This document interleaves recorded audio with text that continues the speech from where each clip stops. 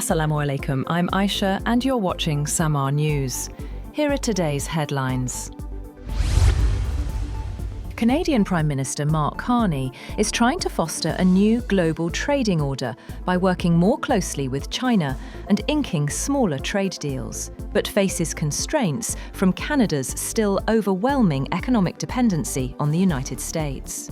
Last week, Carney took his trade diversification push further than his allies in Europe by signing a deal with China, and aims to project Canada as a potential leader in a new global trading order after US President Donald Trump's tariffs upended long-standing relationships.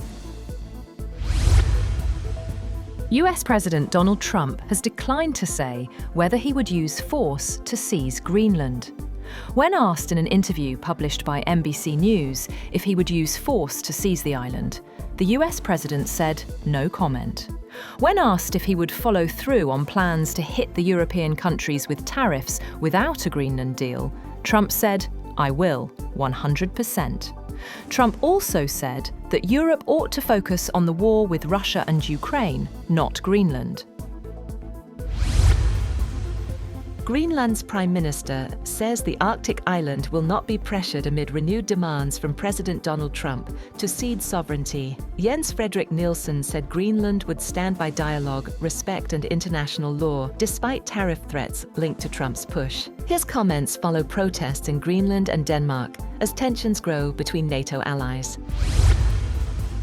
Eurozone finance ministers have met in Brussels as tensions with Washington sharpened over Greenland. President Donald Trump has threatened sweeping tariffs on several European countries unless the US is allowed to buy the Danish territory. The European Union is now weighing retaliatory measures, with leaders set to discuss options at an emergency summit later this week. On the other hand, Trump has said he will impose a 200% tariff on French wines and champagnes, a move he claimed would push French President Emmanuel Macron to join Trump's Board of Peace initiative aimed at resolving global conflicts. When asked by a reporter about Macron saying he will not join the board, Trump said nobody wants him because he will be out of office very soon. He said he will put a 200% tariff on French wines and champagnes to make him join. France intends to decline the invitation to join the initiative at this stage. Trump is also expected to meet global business leaders in Davos tomorrow, as the US president's presence looms large over the annual gathering of the global elite in Switzerland. Business leaders, including CEOs in financial services, crypto and consulting, have been invited to a reception after Trump's address to the World Economic Forum's annual meeting.